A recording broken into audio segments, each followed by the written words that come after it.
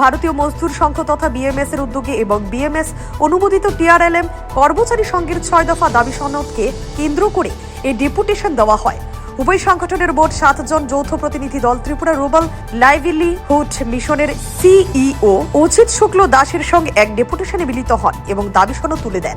এই প্রতিনিধি দলের ছিলেন বরিষ্ঠ নাগরিক ও পেনশনার্স সংঘ ত্রিপুরা প্রদেশের সভাপতি তথা অখিল ভারতীয় সহ সভাপতি রণজিৎ দে, ঠেকা মজদুর সংঘের ত্রিপুরা প্রদেশের প্রভারী উত্তম সরকার, ভারতীয় মজদুর সংঘের পশ্চিম জেলা সহ সভাপতি চন্দন সূত্রধর, টিআরএলএম এর কর্মচারী সংঘের সভাপতি পলাশ রুদ্রপাল, সাধারণ সম্পাদক আকাশ চক্রবর্তী এবং কোষাধ্যক্ষ বনামী ভট্টাচার্য।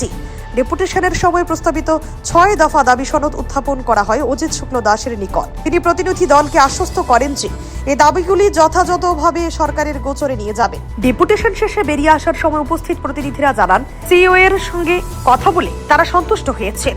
সেই সঙ্গে তারা আরও জানান, টিআরএলএম এর কর্মচারীগণ ভারতীয় মজদুর সংঘের এই গুরুত্বপূর্ণ উদ্যোগের ভূয়সী প্রশংসা করার মতো ভবিষ্যতে বিএমএস এর মতাদর্শে পরিচালিত হয়ে চলার অঙ্গীকার ব্যক্ত করেন। বর্তমানে রাজ্যের 8 জেলায় ত্রিপুরা রুরাল লাইভলিহুড মিশন তথা টিআরএলএম চুক্তি ভিত্তিক প্রায় 645 জন কর্মচারী রয়েছে। তাই তাদের এবং তাদের পরিবারের ভবিষ্যতের কথা চিন্তা করে সরকারকে কার্যকরী পদক্ষেপ গ্রহণ করা উচিত বলেও জানান। নমস্কার, আমরা আজকে টিআরএলএম কর্মচারী সংঘের হয়ে এবং আমাদের সঙ্গে বিএমএস এর আমাদের কর্তৃপক্ষবৃন্দ, আমাদের অভিভাবকরা, আমরা সবাই এখানে এসেছি।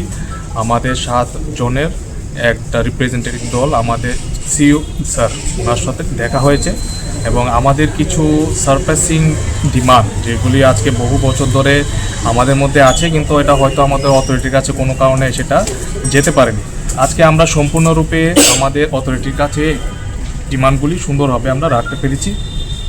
তার মধ্যে সর্বপ্রথম যে ডিমান্ডটা আমরা রেখেছিলাম, আমাদের এই কিছুদিন আগেই আমাদের জেনারেল বডি মিটিং হয়েছে, সেখানে আমাদের খুব ভালো একটা সিদ্ধান্ত হয়েছে যে আমাদের রেমুনারেশনের উপরে একটা পার্সেন্টেজ আমাদের ইনক্রিমেন্ট হবে।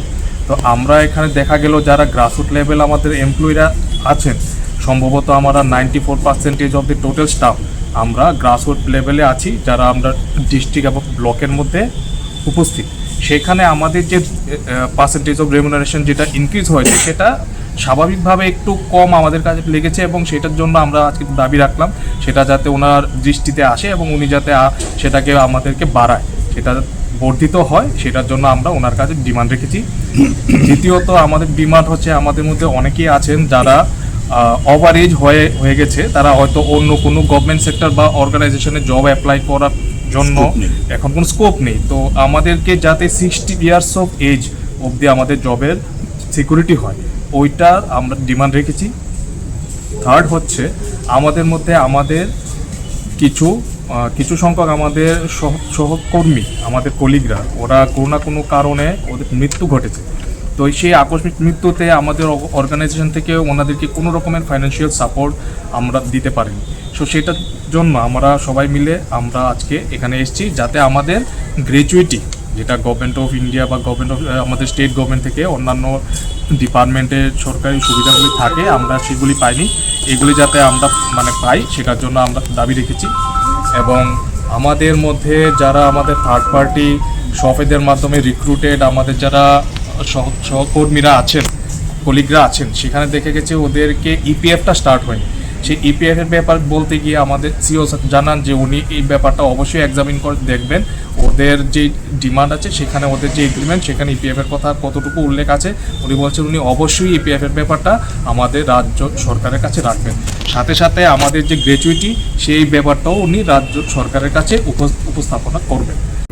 Report CNA TV, channel for news and entertainment.